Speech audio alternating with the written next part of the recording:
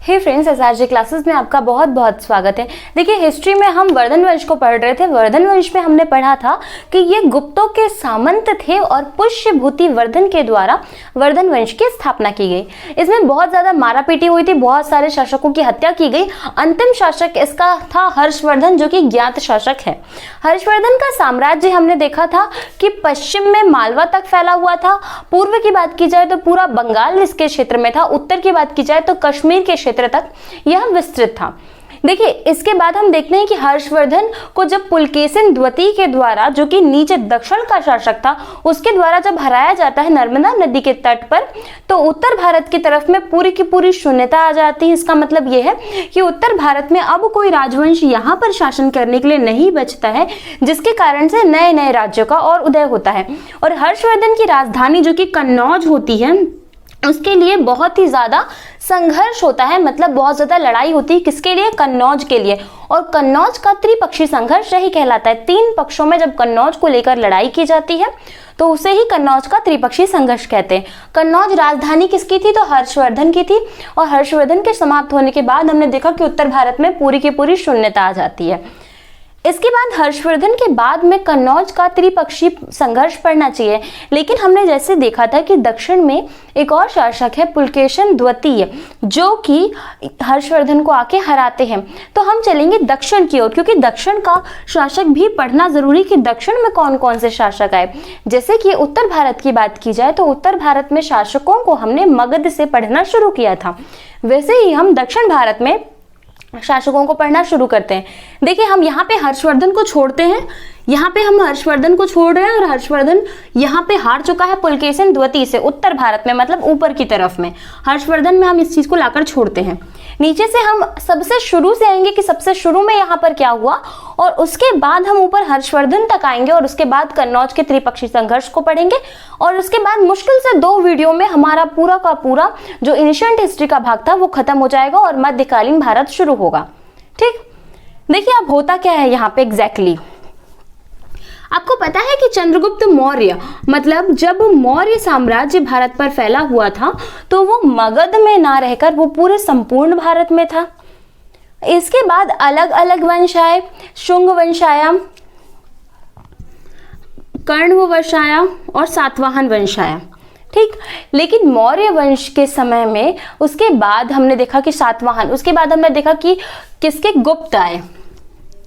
जब गुप्तों की बात की जाती है, जब गुप्त वंश भारत में, उत्तर भारत में गुप्त वंश था, उसी समय में 4वीं सदी चल रही थी। और 4वीं सदी में उत्तर भारत में, वो दक्षिण भारत में क्या हो रहा था? देखिए, गुप्तों के समय में जब उत्तर भारत में गुप्तों का काल बहुत ज्यादा बढ़ रहा था, श्रीगुप्त ने जब गुप्त वंश की स्थापना की, तो उसी समय में दक्षिण में हो रही थी संगीतियां, मतलब 3 संगीतियां दक्षिण में हुई थी। संगीति का मतलब क्या होता है? जैसे कि हमने पढ़ा था कि बौद्ध धर्म को बढ़ाने के लिए 3 संगीतियां की गई थी बौद्ध धर्म की, वैसे ही जैन धर्म को बढ़ाने के भी कुछ शैव संगीतियां की गई थी। वैसे ही दक्षिण में तमिल भाषा के प्रचार को बढ़ाने के लिए, तमिल भाषा की वैल्यू बढ़ाने के लिए, उसकी मान्यता बढ़ाने के लिए यहाँ पर तमिल साहित्य रचा जाना था। और तमिल साहित्य की मान्यता बढ़ाने के लिए यहाँ पर 3 संगीतियां हुई या 3 संगम हुए, और इन्हें ही संगम कहा गया, मतलब संगम काल कहा गया। किसको? 4वीं सदी वाले समय को संगम काल कहा गया। ये था 100 से लेके 250 ईस्वी तक का टाइम था। ये 100 से लेके 250 ईस्वी तक का टाइम था। यहाँ पर 3 संगम हुए। अब बात आती है कि संगम कराए किसके द्वारा। देखिए, इस समय में जब ऊपर उत्तर भारत में गुप्त वंश चल रहा था, उसी समय में दक्षिण में 3 वंश नए जन्म लेते हैं, क्योंकि मौर्य के समय में तो पूरा साम्राज्य था। लेकिन जब हमने देखा था कि मौर्य वंश के बाद जो शासक आए, जैसे कि शुंग वंश, कर्ण वंश, सातवाहन वंश, उन सभी ने दक्षिण पर ध्यान ना देके केवल और केवल उत्तर पर ही ध्यान दिया। और केवल उत्तर पर ध्यान देने के कारण दक्षिण का जो क्षेत्र था वो, उस पर कोई शासक नहीं बचा ऐसा स्पेशल, जो कि पूरे दक्षिण को कवर करके रख सके। इस प्रकार से यहाँ पर 3 नए वंशों का जन्म होता है। एक कहलाता है चेर वंश, दूसरा कहलाता है चोल वंश और तीसरा कहलाता है पांड्य वंश। मतलब एक हो गया चेर, दूसरा हो गया चोल और तीसरा है पांड्य वंश। अब इन वंशों में सबसे ज्यादा धनी रहता है वो होता है पांड्य वंश। देखिए, पांड्य वंश इतना ज्यादा धनी होता है और इस कारण से ये तीनों संगम कराता है, जो कि तमिल भाषा के संगम है। और ये 3 संगम कहाँ कहाँ पे कराए गए? तो देखिए, जो सबसे पहला संगम था वो कराया गया था दक्षिणी मथुरा में। दक्षिणी मथुरा कहाँ है? देखिए, ये जो दक्षिण का भाग है, मतलब ये जो सबसे नीचे वाला हमारा दक्षिण का भाग है, इसके नीचे और भी ज्यादा नीचे पे स्थित था दक्षिणी मथुरा, जो कि वर्तमान में डूब के क्षेत्र में आ गया है। मतलब जैसे कि हम देखते हैं कि कुछ समय बाद कुछ द्वीप जो कि समुद्र से लगे रहते हैं वो डूब जाते हैं, लेकिन ये तो बहुत ही सालों, मतलब हजारों सालों पहले की बात है। तो कोई स्थान था जो कि सबसे दक्षिण में स्थित था, जिसका नाम था दक्षिणी मथुरा, जहां पर पहला संगम हुआ, जो कि तमिल भाषा का था। वर्तमान में यह क्षेत्र डूब चुका है।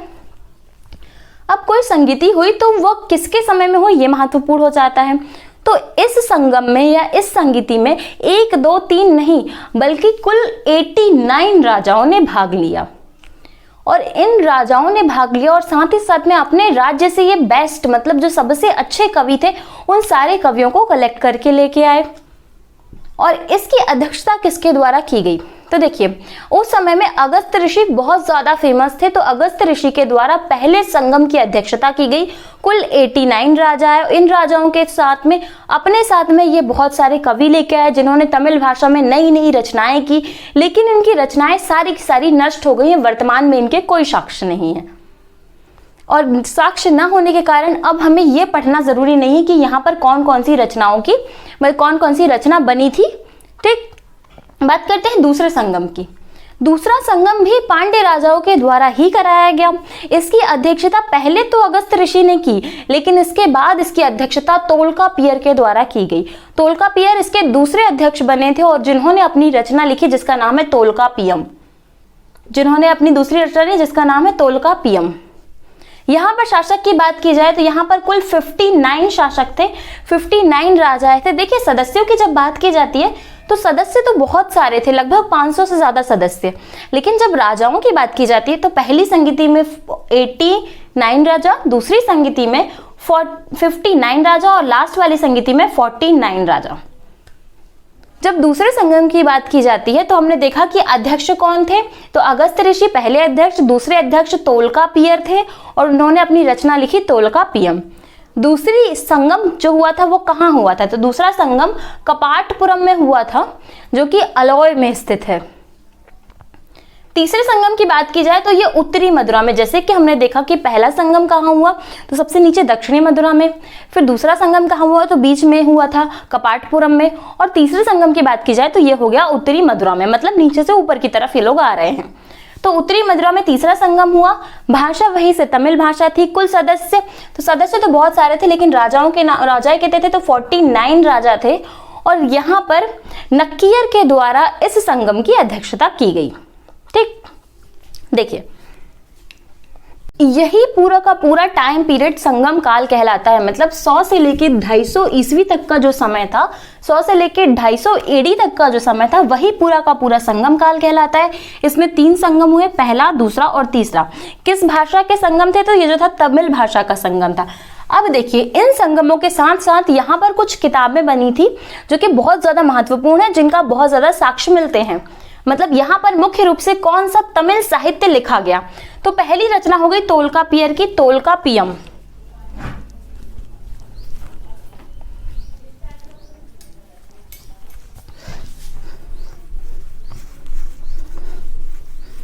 देखिए,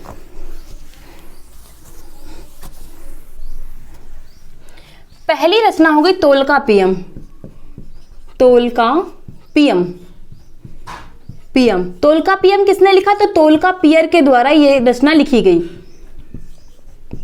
जीवक चिंतामणि, जीवक चिंतामणि, मणि मेखला, मणि मेखला, कुराल, सिलप्पा दीकारम, सिलप्पादिकारम। कुल इतनी किताबों की चर्चा संगम काल से प्राप्त होती है। मतलब हो गई तोलकापियर, दूसरी हो गई जीवक चिंतामणि, तीसरी हो गई मणि मेखला, चौथी हो गई कुराल, और 5वीं होगी सिलप्पादिकारम। देखिए, सबसे ज्यादा महत्वपूर्ण कौन कौन सी पुस्तकें हो जाती हैं? तो पहली जो होगी तोलकापियम, ये सबसे ज्यादा महत्वपूर्ण पुस्तक है, क्योंकि इसी में लिखा हुआ है कि संगम काल कैसा और कैसा रहा। पहला संगम कहाँ हुआ, कितने राजा एकत्र हुए, दूसरा संगम कहाँ हुआ, कौन सी किताब लिखी गई, इसकी अध्यक्षता किसने की, तीसरा संगम कहाँ हुआ। संगम काल से संबंधित सारी चीजें जो है वो तोलकापियर की पुस्तक तोलकापियम में मिलती है। जीवक चिंतामणि की बात की जाए तो तमिल भाषा की बहुत ही ज्यादा महत्वपूर्ण पुस्तक है। मणिमेखला की जब हम बात करते हैं, देखिए सबसे पहले मणिमेखला को समझने से पहले आपको सिलप्पाधिकारम को समझना पड़ेगा। कुराल की बात कर लेते तो तमिल भाषा का जो बाइबल है उसे कुराल को तमिल भाषा का बाइबल कहा जाता है। मतलब तमिल भाषा की इतनी पवित्र पुस्तक है, इसे ही कुराल कहते हैं। बात करते हैं शिलप्पाधिकारम की। देखिए शिलप्पाधिकारम जो है यह किताब बहुत ज्यादा महत्वपूर्ण हो जाती है। इसमें एक पायल की कहानी है। मतलब कैसे, देखिए एक राजा होते हैं जिनका नाम होता है कोवलन। ये अपनी पत्नी कणगी के साथ रहते हैं, लेकिन ये अपनी कणगी से प्रेम नहीं करते, अपनी भार्या से प्रेम नहीं करते। लेकिन इनके ही राज्य में एक वैश्या रहती जिसका नाम होता है माधवी, और ये माधवी से प्रेम करते हैं। तो राजा अपनी पत्नी की उपेक्षा करके उसके ऊपर बिल्कुल भी ध्यान नहीं देते और जाकर उस वैश्या का ध्यान रखते हैं, उसके ऊपर सारा खर्चा करते हैं, प्रेम भी उसी से स्थापित करते हैं। और एक समय ऐसा आता है कि जो वैश्या होती है वो उन्हें छोड़ देती है। एक समय ऐसा आता है कि कोवलन को उनकी जो वो रहती है, मतलब जो वैश्या रहती है, वो उनकी जो प्रेमिका रहती है वो उसको छोड़ देती है और कोवलन वापस अपनी भार्या के पास आते हैं जिसका नाम होता है कड़गी।